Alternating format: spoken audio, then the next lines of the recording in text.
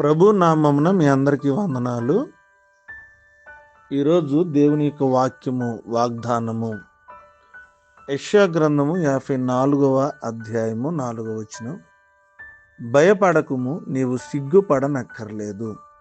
ప్రియమైన దేవుని బిడ్డలారా, క్రైస్తవ జీవితంలో విశ్వాసంలో దేవుని విశ్వసించిన మన జీవితంలో కొన్ని సందర్భాలు మన భవిష్యత్తు గురించి, మన యొక్క ఆర్థిక పరిస్థితుల గురించి, కుటుంబం గురించి, ఆరోగ్య పరిస్థితుల గురించి, మన జీవితం ఏ విధంగా ముందుకు కొనసాగిద్ది అన్న పరిస్థితులు బట్టి మొట్టమొదటిగా భయపడతాం. ఎందుకు భయపడతామంటే, దేవుని విశ్వసించాం కదా, ఒకవేళ మనం స్థిరపరచబడిపోయినా, మన జీవితంలో కార్యం జరగకపోయినా, మన జీవితంలో ఆశీర్వదించబడకపోయినా, నలుగురు దృష్టిలో, మనుషుల దృష్టిలో మనం ఏదన్నా అవమానపరచబడతామేమో, మనల్ని ఎవరైనా అవమానపరుస్తారేమోనన్న ఒక భయం మన జీవితంలో వెంటాడుతూ ఉంటుంది.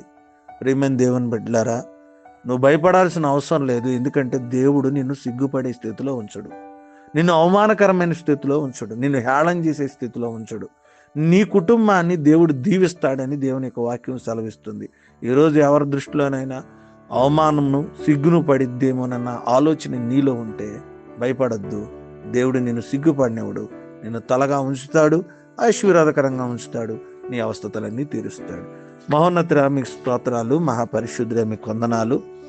ఆయన మరొక శ్రేష్టమైన దినాన్ని మాకు ఇచ్చినందుకు మిమ్మల్ని స్తుతిస్తూ ఉన్నాం. వేకునే లేచి మిమ్మల్ని ఆరాధించగలిగాం. నేను మిమ్మల్ని స్తుతించాం.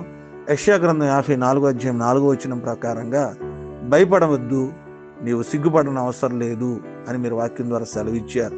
మా జీవితాల్లో భయం ఉంది, ఎక్కడ సిగ్గు అవమానం ప్రభా కలుగుతాయో కొన్ని పరిస్థితులు బట్టి అన్నప్పుడు భయపడొద్దు అని మీ వాక్యం ద్వారా మాతో మీరు మాట్లాడినాను. మీ స్తోత్రం.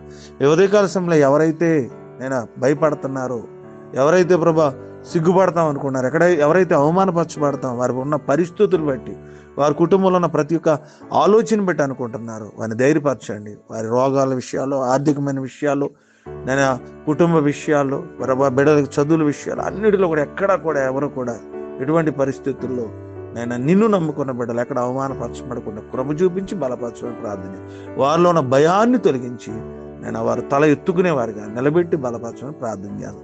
ఈ దినపు మా అవసరతలు, ప్రయాణాలు, వివాహ దినాలు, పుట్టినరోజులు, ఆర్థిక పరిస్థితులు, అనారోగ్యాలు, జరుగుతున్నటువంటి పరిణామాలన్నీ మీ చేతులకు అప్పగిస్తూ మిమ్మల్ని స్తుతిస్తూ ఈ దినదేవులతో మమ్మల్ని నింపి మీ కృపలో నడిపించమని ఈ ప్రార్థన ప్రభు యేసు నామమున అడుగుచున్నాము తండ్రి. ఆమేన్.